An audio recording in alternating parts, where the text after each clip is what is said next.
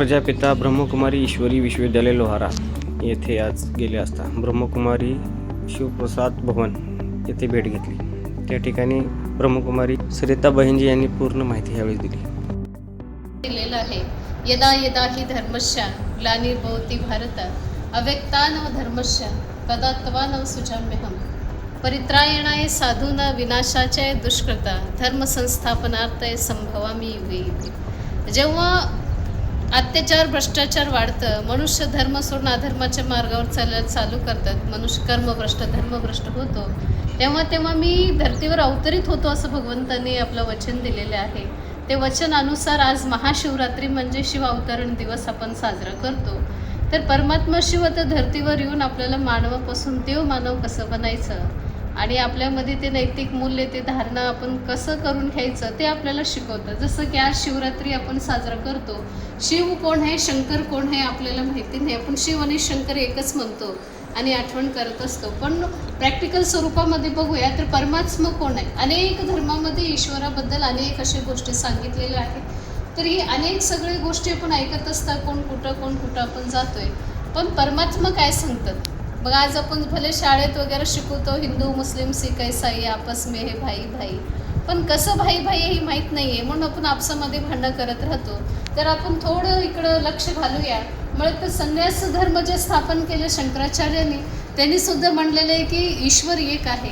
आपण ते ईश्वराची आठवण करावी. ईश्वराला पवित्रता आवडतं, मग ते संन्यास धर्माचं स्थापन केले. क्राइस्ट आले, ख्रिश्चन धर्माचं स्थापन केले.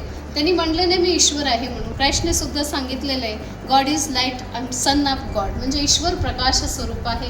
लाईट अथवा प्रकाश एकच आहे. मी ईश्वराचं संतान आहे. गुरु नानक साहेब सिख धर्माचे धर्मस्थापक, त्यांनी सुद्धा सांगितलेलं आहे एक ओंकार सतश्री आकार. ईश्वर एक आहे, तो सत्य आहे. जसं सत्य एक असतं तसं ईश्वर एक आहे. त्यांनी कधीच म्हणले नाही की मी ईश्वर आहे म्हणून. त्यानंतर बुद्ध धर्माकडे जाऊया तर बौद्ध धर्माचा धर्मस्थापक महात्मा बुद्धांनी सांगितलेलं ईश्वर काय आहे, एक शक्ती आहे. ते शक्तीला आपल्याला सगळ्यांच्या समोर प्रेझेंट करायचं आहे. आम्ही फक्त साधक आहे. त्यांनी सुद्धा तेच सांगितलेले मी ईश्वर आहे म्हणून त्यांनी सांगितलेलं नव्हे. जैन धर्मामध्ये मी सांगितलेले मेडिटेशनच्या मुद्रामध्ये बसलेले की देहभान सुद्धा सोडून त्या ईश्वराची आठवण करा. ईश्वर कसं आहे ते सुद्धा सांगतात प्रकाश स्वरूप आहे. आणि त्यानंतर इस्लाम धर्माचे धर्मस्थापक इब्राहिम साहेब, त्यांनी ईश्वराबद्दल काय सांगतात तर ते म्हणतात मी ईश्वर नव्हे, तर मी एक मेसेंजर आहे, संदेशवाहक आहे. मग ईश्वर कोण आहे तर अल्लाह नुक्ताए नूर आहे. नुक्ता म्हणजे कण, नूर म्हणजे प्रकाश. त्यांनी सुद्धा सांगितलं ईश्वर ज्योतीचं पुंज आहे म्हणून. सर्व धर्मांचं मान्यता काय ईश्वर ज्योतीचं पुंज आहे. हिंदू धर्मानुसार आपण ज्योतिर्लिंगाच्या रूपामध्ये आठवण करतो 12 ज्योतिर्लिंग. ज्योतिर्लिंग, नुक्ताए नूर, god is light, son of god, हे सगळं सांगायचं भावार्थ काय आहे. ईश्वर ज्योतीचं स्वरूप आहे, प्रकाशाचं स्वरूप आहे, तो सत्य आहे, तो एक आहे. तर ते एक ईश्वर परमात्माला जेव्हा आपण जाणून घेऊ मग हे मतांतर भेद सगळं मिटणार आहे.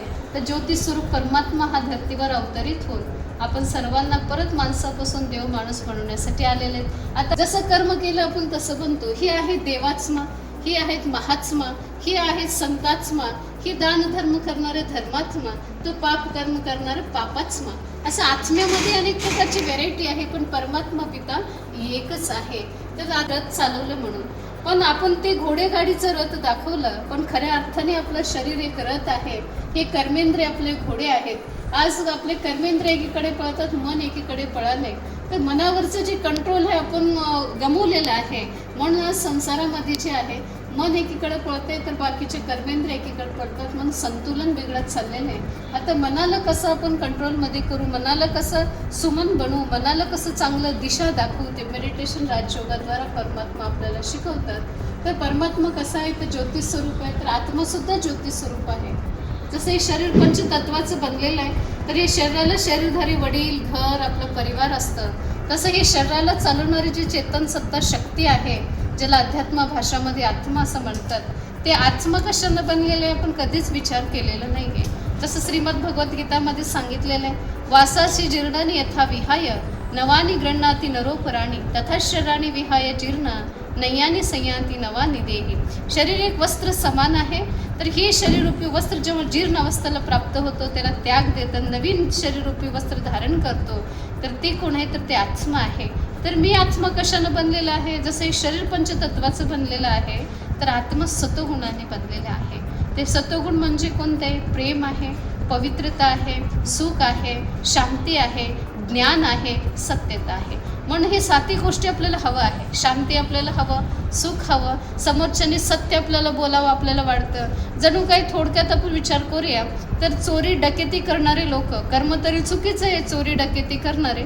4 लोक डकेती जरी केले, जेव्हा ते वाटून घेण्याची वेळ येतं, कर्म तरी करायला असत्य, वाटून घेण्याची वेळ आल्यानंतर म्हणणार इमानदारीनं वाटणी करायचं. कारण त्यांची सुद्धा आत्मा बनलेली सत्वगुणांनीच आहे, त्यांना सुद्धा सत्यता पाहिजे. तर ही शरीराला चालवणारी जी आत्मा आहे, भले आपण संघ दोषाने वेगळे वेगळे आपण झालेले आहेत, अनेक रूट आपण स्वीकार केलेले आहेत, पण आतली बसलेली आत्मा सत्वगुणांनी आहे. म्हणून सुख, शांती, प्रेम त्या आत्म्याला हवा आहे. जसं शरीराला भूक लागल्यानंतर भोजन करतो, पाणी पितो, तर आत्म्याला बी सुख शांतीसाठी काय करायचं? तर परमात्मा पिता जे आहे, तो आत्म्याचं पिता, जसं शरीराचं पिता शरीराचं उदरपोषणासाठी प्रॉपर्टी आपल्याला हँडओव्हर करतात, तसं ते आत्म्याचं पिता परमात्मा जे शांतीचं सागर, सुखाचं सागर, आनंदाचं सागर आहे. जेव्हा परमात्माचं खऱ्या अर्थाने आपण ओळख करून घेऊ आणि खऱ्या अर्थाने रिलेशन आपण ईश्वराशी जोडू, तर आज आपण परमपिता म्हणतो, गॉड फादर म्हणतो. आणि असं सहज आपण विचारूया तुम्हाला किती वडील, तर आपण म्हणतो एकच असते. वडील किती असतं? पण प्रॅक्टिकल रूपामध्ये पाहूया तर आपण सर्वांना 2 वडील आहेत, एक शरीराचे, एक आत्म्याचे पिता, ज्यांना परमपिता गॉड फादर म्हणतो. पण ते फादरशी रिलेशनच ठेवलं नाही. आपण म्हणतो हे प्रार्थना आहे, तुमेव माता पिता, तुमेव बंधू सखा, तुमेव. बाहेर आल्यानंतर वडील एकच, बुद्धीत एकच वडील ठेवलेले. जेव्हा खऱ्या अर्थाने त्या वडिलांची आपण ओळख करून घेऊ, त्यांचे रिलेशन जोडू, तर त्यांची जी प्रॉपर्टी आहे, परमात्माची प्रॉपर्टीच आहे सुख, शांती, समाधान, स्वर्गिक दुनिया, देवी दुनिया. तर ती प्रॉपर्टी आपल्याला परमात्मा हँडओव्हर करणार आहे. मग आम्ही सुद्धा मास्टर सुखाच्या सागर, आनंदाच्या सागर बनू. आज आपण पाहतो शिवलिंगावरती गळकी बांधलेलं असतं एक, ते थेंब थेंब थेंब शिवलिंगावर तुटत असतं. का म्हणलं तर आपल्याला माहीत नाही. आम्ही म्हणतो हे प्राचीन कालापासून चालत आलेलं आहे. तर त्याच्यामध्ये एक अध्यात्म समवलेलं आहे. परमात्मा ज्ञानाचं सागर आहे. तर आपण त्यांच्याकडून रोज थेंब थेंब घेऊया, तर आम्ही पण ज्ञानाची नदी बनू. म्हणतात ना, थेंब थेंब थळे साचे.